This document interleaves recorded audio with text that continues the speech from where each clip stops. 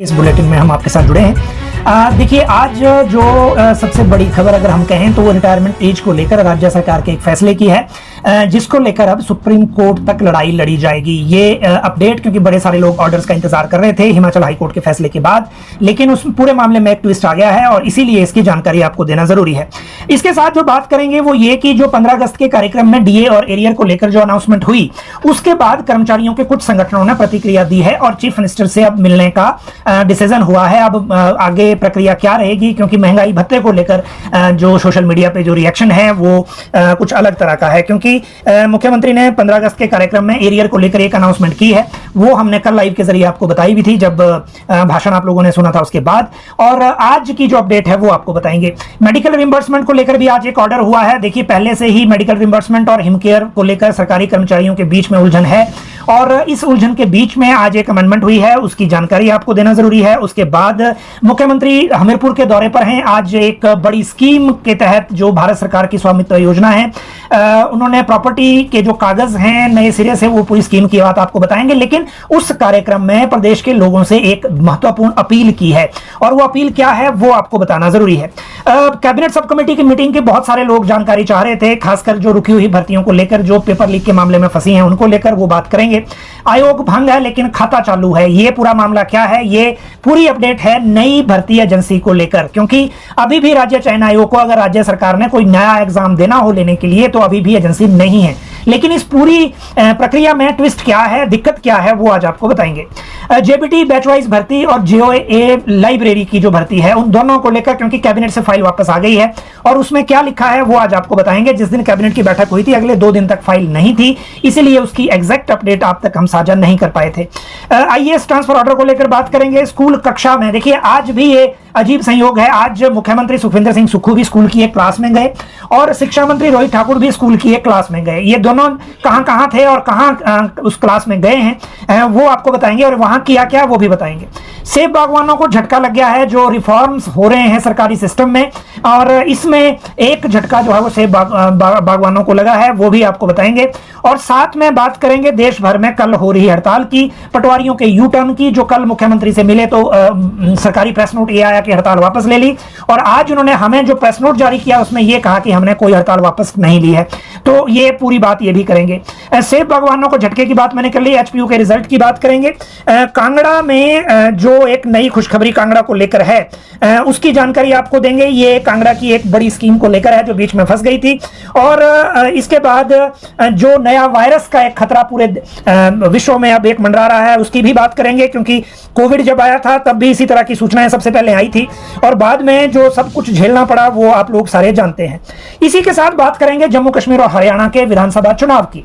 ये बात इसलिए करना जरूरी है क्योंकि धारा 370 हटने के बाद वैली में, श्रीनगर में या जम्मू में रीजन में पहली बार चुनाव हो रहे हैं। और आज जो शेड्यूल आया है उस शेड्यूल के मुताबिक क्या क्या व्यवस्था है, कितने फेजेस में चुनाव होंगे, वो सारी जानकारी आज आपको देंगे इस बुलेटिन के जरिए। अब जो बात सबसे पहले इसी की कर लेते हैं। देखिए, जो इलेक्शन आज अनाउंस हुए हैं, इलेक्शन कमीशन ने जो किए हैं वो 2 राज्यों को लेकर है, एक है जम्मू कश्मीर और एक है हरियाणा। इन दोनों राज्यों को लेकर जो अभी तक हमारे पास शेड्यूल है उसके मुताबिक जम्मू कश्मीर में 3 चरण में चुनाव होंगे। 370 धारा हटने के बाद ये पहली बार चुनाव हो रहे हैं और ये जो 3 चरण है ये 18 सितंबर, 25 सितंबर और 1 अक्टूबर को होंगे। 4 अक्टूबर को नतीजे आएंगे। 2 पटवारियों का एक यू टर्न हो गया है, पटवारियों कानूनगो महासंघ का।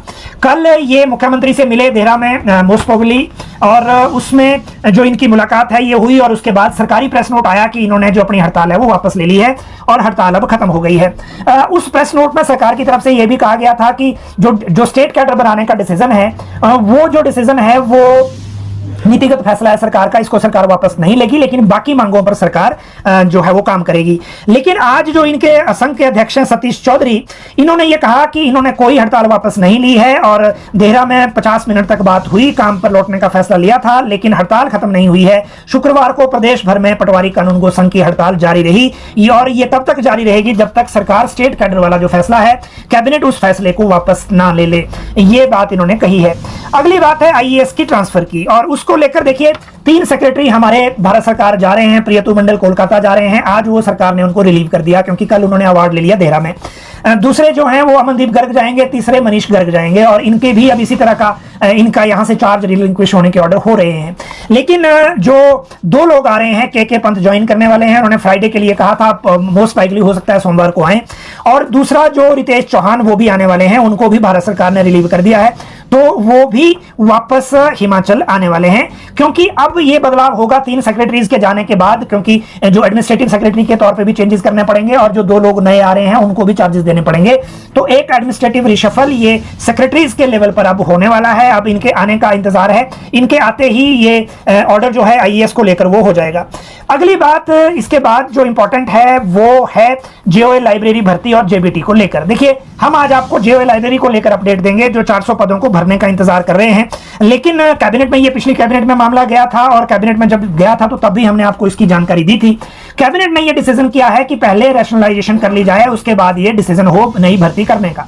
मतलब जो ऑलरेडी इनके पास 500 के आसपास के जो असिस्टेंट लाइब्रेरियन या जो भी पोस्ट अभी अवेलेबल है, जिनमें से बहुत से अब कॉलेजों में भेज दिए हैं, और उनकी जो डिसीजन हुआ था यूजीसी स्केल का, जो मजबूरी में राज्य सरकार को कोर्ट केस के कारण करना पड़ा, उसी के बाद उस कैडर को अब खत्म कर दिया गया है, और अब जेओए लाइब्रेरी के लिए बात आगे हुई थी। इस केस में हुआ यह है कि हाई कोर्ट में सुनवाई है, 20 तारीख को केस लगा है जेओए लाइब्रेरी का, और एजुकेशन डिपार्टमेंट का कहना है कि सरकारी वकील ने कोर्ट में खड़े होकर जो कह दिया इस केस में कि चुनाव के बाद हम भर्ती शुरू कर देंगे, वो गलत है, वो विभाग ने ऐसा कुछ नहीं कहा था। दूसरी बात, जब सरकारी वकील के कहने के बाद कैबिनेट में केस भेजा गया, तो कैबिनेट ने यह डिसीजन लिख के उसमें आया है कि पहले जो है इसमें भर्ती करने से पहले रैशनलाइजेशन करिए स्कूलों की, क्योंकि 300 बच्चे जहां हैं सिर्फ वहां लाइब्रेरियन दिया जाएगा, उससे कम बच्चे जहां हैं वहां लाइब्रेरियन नहीं दिया जाएगा। तो पहले रैशनलाइजेशन की जाए। रैशनलाइजेशन की प्रक्रिया भी चल रही है, चाहे वो मर्जर की हो, चाहे वो स्कूल ऑफ एक्सीलेंस की हो। तो जब तक ये प्रक्रिया पूरी नहीं होती तब तक भर्ती नहीं शुरू होगी, ना भर्ती की जाएगी। और अभी जो 20 तारीख को राज्य सरकार का रिप्लाई जा रहा है कोर्ट में, वो रिप्लाई इसी तरह दिया जाएगा जैसा मैंने आपको बताया। अब आप देखिए, जब रैशनलाइजेशन जेओए लाइब्रेरी की है, इसी रैशनलाइजेशन के फेर में जेबीटी फंसे हुए हैं। अभी आप देखे होंगे 2-3 दिन पहले एक चिट्ठी फिर से गई है कि प्राइमरी स्कूलों का जो डाटा है वो किस तरह से मांगा गया है एजुकेशन डिपार्टमेंट ने। वो डाटा जब कंपाइल होगा, कंप्लीट होगा, वो कनेक्टेड है जेबीटी की पोस्टिंग के साथ। अभी भी जो कैबिनेट में डिसीजन हुआ है 100 स्कूलों को बंद करने का जहां 0 एनरोलमेंट है, और 361 स्कूलों को मर्ज करने का जहां 5 से कम बच्चे हैं, तो उस डिसीजन के होने के बाद, उसको इंप्लीमेंट करने के बाद ही पोस्टिंग ऑर्डर होने हैं। तो मुझे लगता है जेबीटी को अभी इंतजार करना पड़ेगा, अभी इमीडिएट कुछ ज्यादा होने वाला है नहीं। और अगर कोई इसके बारे में जवाब दे सकता है तो वो या तो शिक्षा मंत्री हैं या मुख्यमंत्री हैं कि उनका अगला प्लान क्या है इन अपॉइंटमेंट्स को लेकर। लेकिन इन 2 चीजों को लेकर हमने आपको क्लियर बता दिया। अगली बात है आयोग भंग और खाता चालू। बड़ा इंटरेस्टिंग केस है, और इंटरेस्टिंग केस इसलिए है कि आपको पता है राज्य चयन आयोग का गठन हो गया है, राज्य चयन आयोग फंक्शन करना शुरू हो गया है। लेकिन राज्य चयन आयोग के खाते में राज्य सरकार ने नया एक हेड खोला आरसीए के नाम से, और उसमें 1 करोड़ ट्रांसफर कर दिए उसको अपना सामान्य कामकाज चलाने के लिए। लेकिन कोई भी पोस्ट ऐसी राज्य चयन आयोग के पास नहीं है किसी अधिकारी की वर्तमान में भी, जिसका आईडी और पासवर्ड जनरेट किया जा सके ट्रेजरी के नियमों के मुताबिक। उसकी वजह यह है कि अभी जितने भी लोग वहां काम कर रहे हैं वो या तो एडिशनल चार्ज पे हैं, या डेपुटेशन पे हैं, या फिर उनको एडहॉक पे वहां भेजा गया है, चाहे वो चेयरमैन हो, चाहे वो उससे नीचे के जो अधिकारी हैं वो हो। तो इस कारण अभी भी जो ट्रेजरी है वो आईडी और पासवर्ड उस खाते को ऑपरेट करने का जनरेट नहीं कर रही है। इस कारण जो 1 करोड़ दिया भी है वो इस्तेमाल नहीं हो रहा है।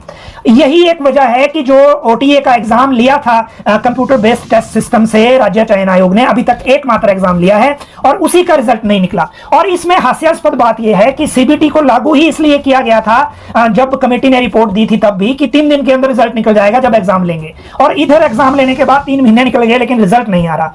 वजह सिर्फ यह है कि 36 लाख की पेमेंट एडसेल एजेंसी ने मांगी है, जिसने एग्जाम लिया था, वो फाइल फाइनेंस में घूम रही है और पेमेंट हो नहीं रही। तो अब उस पेमेंट को उस खाते से अगर करें भी जहां 1 करोड़ सरकार ने दिया है, तो कोई ऐसा अधिकारी नहीं है जिसका पासवर्ड और आईडी जनरेट हो सके। तो ये सिचुएशन आप समझिए। इसी वजह से कर्मचारियों की सैलरी पिछले महीने रुक गई थी, 1 महीना उनको सैलरी नहीं मिली जो राज्य कर्मचारी चयन आयोग में थे। उसके लिए फिर ये व्यवस्था बनाई गई कि जो पिछला स्टाफ सिलेक्शन कमीशन का जो अकाउंट था, फिर उसको दोबारा से जिंदा किया गया, उसमें पैसे डाले गए, फाइनेंस ने उसमें पैसे डाले, उस हेड में पैसे डाले, फिर वहां से निकालकर सैलरी दी, इस महीने भी उसी हेड से सैलरी जाएगी। मतलब जो स्टाफ सिलेक्शन कमीशन भंग हो गया उसका खाता अभी चालू है, लेकिन जो बना दिया आरसीए उसका खाता चालू है ही नहीं, क्योंकि उसका ऑपरेट ही कोई नहीं कर पा रहा, और इसी कारण ये सारा कंफ्यूजन है। अब दूसरी बात करते हैं एजेंसी की। एजेंसी के लिए राज्य चयन आयोग ने कहा कि हमने टेंडर किया, 2 एजेंसियां आई, उनको फाइनल कर नहीं सकते, इसलिए आप नॉमिनेशन बेसिस पर जो टाटा कंसल्टेंसी सर्विस है उसको आगे काम दे दीजिए। जब ये वापस आई यहाँ पे फाइनेंस, कार्मिक विभाग ने फाइनेंस को भेजी, फाइनेंस ने कहा कि फाइनेंशियल रूल्स जो हैं 2009 के, उसके मुताबिक ही काम होगा, उससे बाहर नहीं हो सकता, तो उनको वापस राज्य चयन आयोग को फाइल चली गई। अब या तो उनको रिटेंडर करना होगा या उनको फिर दोबारा से सरकार को पूछना होगा कि हमने अगर एजेंसी लेनी है तो हम क्या करें। अब प्रेजेंटली कोई एजेंसी उनके पास नहीं है, तो ये 2 चीजें इसमें हो गई। अब जो अगली बात है वो है कैबिनेट सब कमेटी की मीटिंग की। देखिए अभी कैबिनेट की मीटिंग 24 या 25 को हो सकती है, 27 को शुरू हो रहा है विधानसभा का सेशन, उससे पहले कैबिनेट एक होगी जरूर, क्योंकि उसमें बाकी सारी चीजें भी होंगी, जो बिल रखे जाने हैं मॉनसून सत्र में वो भी होगी, क्योंकि मॉनसून सत्र भी इस बार 10 दिन का है, और इसी वजह से जो कैबिनेट सब कमेटी की बैठक भी 20 तारीख के बाद होगी, 20 और 24 के बीच में या 20 और 27 के बीच में। अभी तक डेट एग्जैक्टली नहीं है, हमने आज भी इस बारे में पता किया था, तो ये सारी जो डेट है वो कैबिनेट के आसपास की आएगी। जब कैबिनेट होगी उसके 1-2 दिन आगे पीछे कैबिनेट सब कमेटी की बैठक भी होगी, जिसमें जो लोग फंसे हुए हैं भर्तियों में उनको लेकर चर्चा होनी है। और इसी के बीच पोस्ट कोड 980 डाइंग मास्टर वाले जो 20 तारीख को आ रहे हैं डिप्टी सीएम से मिलने शिमला, और इनके साथ इनका ये कहना है कि जैसे 817, 903, 939 में रिजल्ट निकला, उनका भी रिजल्ट निकाला जाए, क्योंकि सरकार अब बैकआउट नहीं कर सकती, जो एक के लिए कर दिया वो दूसरे के लिए नहीं कर सकती, इसीलिए इनका रिजल्ट भी घोषित किया जाए, ये बात इन्होंने कही है। अब बात करते हैं मुख्यमंत्री सुखविंदर सिंह सुक्खू की अपील की, जो आज उन्होंने प्रदेश के लोगों से की हमीरपुर से, और हमीरपुर में मौका था स्वामित्व योजना के तहत प्रॉपर्टी कार्ड के डिस्ट्रीब्यूशन का। देखिए पहले होता यह था हिमाचल में भी और पूरे देश में भी कि हिमाचल के गांव में जहां हम रहते हैं, हमारा जहां गांव है, उस एरिया को लाल लकीर में मेंशन करते थे, आबादी दे उसको रिकॉर्ड करते थे, और उसकी प्लॉटिंग नहीं होती थी अलग अलग, तो उसके कारण जो गांव में घर है, गांव में जमीन है, उसके बदले उसका इस्तेमाल नहीं हो पाता था। अगर लोन लेना है बैंक से, कहीं उसके बदले कहीं और प्रॉपर्टी लेनी है, उसमें मॉर्टगेज करनी है उसमें, तो उसका इस्तेमाल नहीं होता था। इसीलिए भारत सरकार ने स्वामित्व योजना लाई, और उसके कारण आबादी देह का जो एरिया है लाल लकीर के अंदर का, जो गांवों का हैबिटेशन का आता है, उसको मार्क किया गया है ड्रोन मैपिंग से, और हमीरपुर पहला जिला है जहां कर दिया गया। पहले चरण में 190 गांवों के 4230 से अधिक परिवारों को प्रॉपर्टी कार्ड दिए जाएंगे। आज मुख्यमंत्री ने हमीरपुर से जो है 11 तहसीलों के 10-10 पात्र परिवारों को ये कार्ड दिए हैं। पूरे प्रदेश में मिलेंगे, आप लोगों जो भी जहां भी है सबको मिलेंगे ये, क्योंकि उसके बाद उस प्रॉपर्टी को कहीं और इस्तेमाल करने की एक छूट मिल जाती है। और ये 15,196 गांवों में ये स्कीम ड्रोन मार्किंग का काम पूरा कर लिया गया है। हमीरपुर के 6,314 गांव जो हैं वो कंप्लीट हो गए हैं इसमें, तो ये एक बड़ी योजना है। लेकिन जो सीएम ने अपील की है आज वो सुनने वाली है, और वो अपील ये है कि बीजेपी ने, पिछली सरकार ने गरीब और अमीर को बराबर तोला और सब्सिडी भी दोनों को दी, हम सिर्फ गरीब को देंगे, अमीर को नहीं देंगे। इसीलिए उन्होंने संपन्न परिवारों से आग्रह किया कि वो जिस भी तरह की सब्सिडी उनको मिल रही है उसको खुद ही छोड़ दें, और ताकि राज्य आत्मनिर्भर बन सके और विकास के पद पर आगे बढ़ सके। जो बड़े बड़े होटल गांव के ग्रामीण क्षेत्रों में बने हैं उनको भी पानी की सब्सिडी छोड़ने की अपील मुख्यमंत्री ने की है, क्योंकि जिसकी सालाना आय 50,000 से ज्यादा है उसको अब पानी के बिल आएंगे और पानी के बिल चुकाने होंगे। ये अपील आज मुख्यमंत्री ने की है। इसके बाद मेडिकल रिम्बर्समेंट की ऑर्डर की बात करता हूं। मेडिकल रिम्बर्समेंट को लेकर जो अपडेट है वो ये है कि जो मार्केटिंग बोर्ड है स्टेट का, वो और जो एपीएमसीज हैं, जो कमेटियां हैं जिसको बोलते हैं एग्रीकल्चर प्रोड्यूस मार्केट कमेटीज, हर जिले में होती है, उनके कर्मचारियों को भी अब मेडिकल रिम्बर्समेंट फैसिलिटी का लाभ मिलेगा। जहां तक सरकारी कर्मचारी हिम केयर में जिन्होंने कार्ड बनवा लिए थे उनके कार्ड ब्लॉक करने की जो प्रक्रिया वो शुरू हो गई है हेल्थ में, वहां से ब्लॉक हो जाएंगे। इधर जो मेडिकल रिम्बर्समेंट है वो जारी रहेगी, और मेडिकल रिम्बर्समेंट की फैसिलिटी में एक नई कैटेगरी जुड़ेगी, मार्केटिंग बोर्ड के एम्प्लॉइज, और जो एपीएमसीज के एम्प्लॉइज हैं वो भी उसमें ऐड हो जाएंगे। ये जो चेंज है, बड़ा चेंज है मेडिकल रिम्बर्समेंट सिस्टम में, ये उसकी बात है। अब बात करते हैं डीए और एरियर की। कल 15 अगस्त था, और 15 अगस्त में मुख्यमंत्री ने जो अनाउंसमेंट की वो ये की कि जो 75 साल या इससे ज्यादा के पेंशनर हैं उनका सारा एरियर जो है पे कमीशन का वो इसी फाइनेंशियल ईयर में दे दिया जाएगा। वो 2-3 किस्तों में भी दिया जा सकता है, एक मुश्त भी दिया जा सकता है, क्योंकि एक मुश्त शब्द का इस्तेमाल मुख्यमंत्री ने नहीं किया है, लेकिन इस फाइनेंशियल ईयर में ये मिल जाएगा, ये बिल्कुल क्लियर है। दूसरा जो अनाउंसमेंट हुई वो ये कि जो बाकी बकाया देनदारियां हैं वो आने वाले वर्षों में चरणबद्ध तरीके से दी जाएंगी। मतलब आपको अभी इंतजार करना है। प्रेजेंटली सरकार के 2 साल हो गए हैं, 3 साल और बाकी हैं, तो अगले 3 साल में आप उम्मीद कर सकते हैं कि जो बकाया है वो मिल जाएगा। लेकिन इस घोषणा के बाद सोशल मीडिया पर कुछ रिएक्शन भी हुआ है। एक रिएक्शन हमारे पास आया है हिमाचल प्रदेश राजपत्रित कर्मचारी महासंघ के पूर्व प्रवक्ता और गैर शिक्षक महासंघ शिक्षा निदेशालय के पूर्व अध्यक्ष शेर सिंह कौशल का। इनका बड़ा जो नाराजगी वाला है, इन्होंने कहा कि कभी ऐसा नहीं हुआ कि राज्य सरकार, किसी भी राज्य सरकार ने जो कर्मचारियों और पेंशनरों की देनदारी हो वो इतना डिले की हो, और इसीलिए 2016 से जो देनदारी है वो आज तक नहीं मिली। तो राज्य सरकार को इसमें सीरियसली सोचना चाहिए, अदरवाइज हम लोगों को, पेंशनरों को सड़क पे आना पड़ेगा, क्योंकि और कोई तरीका बचा नहीं है। क्योंकि इन्होंने कहा कि सिर्फ 75 साल वाली शर्त लगाना गलत है पेंशनरों के लिए, सभी के लिए ये ऑर्डर होना चाहिए। दूसरा एक अपडेट मिली है, ये राजपत्रित कर्मचारी महासंघ अध्यक्ष प्रदीप ठाकुर की अगुवाई में, भरत शर्मा और उनकी तरफ से ये है, उनकी अगुवाई में मुख्यमंत्री से जल्दी मिलेंगे। वैसे ये 15 अगस्त के आसपास भी अभी कार्यक्रम के उसमें भी मिले थे, लेकिन उसके बाद प्रेस नोट जारी कर दिया कि मिलेंगे, और उसमें 12% महंगाई भत्ता और वर्ष 2016 से जो वेतन आयोग का बकाया है उसके तुरंत भुगतान की मांग करेंगे। एक इन्होंने अपने ज्ञापन में यह भी कहा है कि चतुर्थ श्रेणी कर्मचारियों की सेवानिवृत्ति की आयु 58 से बढ़ाकर 60 साल करने की भी मांग करेंगे। इस मांग के खिलाफ राज्य सरकार ऑलरेडी डिसीजन कर चुकी है, और वो हम आपको अब आगे इसमें बताएंगे। ये है रिटायरमेंट एज पर फैसले की बात। और रिटायरमेंट एज पर जो फैसला हुआ है उसकी जानकारी अगर आपको दें तो आपको पता हो, पिछले दिन हमने आपको बताया था, एक रोज पहले मतलब परसों बताया था कि रिटायरमेंट एज को लेकर जो चर्चा चल रही थी उसमें एक एसोसिएशन ने लिखा पर्सनल डिपार्टमेंट को कि हाईकोर्ट ने फैसला दे दिया है 2001 के बाद के जो क्लास 4 हैं उनकी जो रिटायरमेंट एज है वो 58 से 60 की जाए। और पर्सनल ने वो भेज दिया फाइनेंस को, क्योंकि ये फाइनेंशियल रूल्स का मैटर है, इसीलिए फाइनेंशियल एफआर रूल्स का मैटर है, और इसीलिए वो ही इसमें डिसीजन ले, तो ये फाइल चली गई थी फाइनेंस को।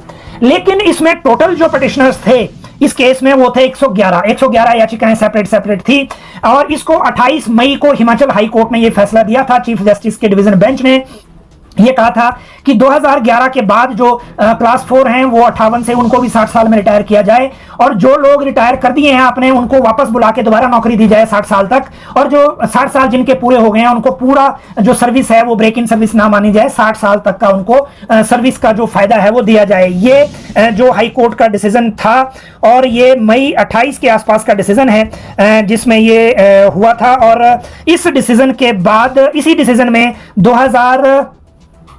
जो डिसीजन हुआ है 2001 के बाद नियुक्त वालों के लिए था ये, लेकिन 10 मई 2001 के बाद नियुक्त कर्मचारियों के लिए था। 2018 में ये नोटिफिकेशन की थी, उस नोटिफिकेशन को भी हाई कोर्ट ने क्वैश कर दिया था। लेकिन अब राज्य सरकार ने ये डिसीजन किया है, निर्देश दिए हैं एजुकेशन डिपार्टमेंट को कि वो इसमें एसएलपी दायर करें सुप्रीम कोर्ट में। राज्य सरकार को ये फैसला मंजूर नहीं है कि जो क्लास 4 की जो रिटायरमेंट एज है, क्योंकि बाकी सबकी 58 है, तो सरकार ये चाहती है कि सभी की 58 ही रहे, और इसीलिए इस फैसले को लागू करने के बजाय एसएलपी दायर की जा रही है सुप्रीम कोर्ट में। एजुकेशन डिपार्टमेंट से जो इसमें केस है, क्योंकि टोटल तो 112 पिटीशंस थी, लेकिन जो एजुकेशन डिपार्टमेंट से सत्या देवी है शायद पिटीशनर इसमें, उस केस में एसएलपी फाइल हो रही है, वो ड्राफ्ट तैयार हो गया है, और अब ये मामला भी जा रहा है सुप्रीम कोर्ट, क्योंकि सरकार को ये लगता है कि ये राज्य सरकार का मैंडेट है कि किसको कब रिटायर करना है, इसमें कोई और जो चेंज है वो नहीं किया जा सकता। तो ये आज के जो प्रमुख बातें थी हायर ग्रेड पे को लेकर, जो बहुत सारी जो कमेंट्स हैं वो भी आ रहे हैं, वो मैं आपको बार बार बता चुका हूं कि जो हायर ग्रेड पे यानी कि जो राइडर वाला जो एक इशू था उसमें फाइनेंस सेक्रेटरी क्लियरली ये बता चुके हैं सरकार को, और उसमें ये कि इस चीज को अभी छेड़ा नहीं जा सकता क्योंकि इसकी फाइनेंशियल लायबिलिटी बहुत ज्यादा हो जाएगी। और इसीलिए जो अभी तक डिमांड्स भी जिसकी आई है, क्योंकि एक एसोसिएशन भी मुख्यमंत्री को 2-3 बार अलग से मिल चुकी है, उस डिमांड के बाद उस फाइल को फाइल कर दिया गया है, स्टोर कर दिया गया है। उसके बाद ये मामला अब जिंदा नहीं है, अगर नए सिरे से उठेगा तो फिर उसकी जानकारी हम आपको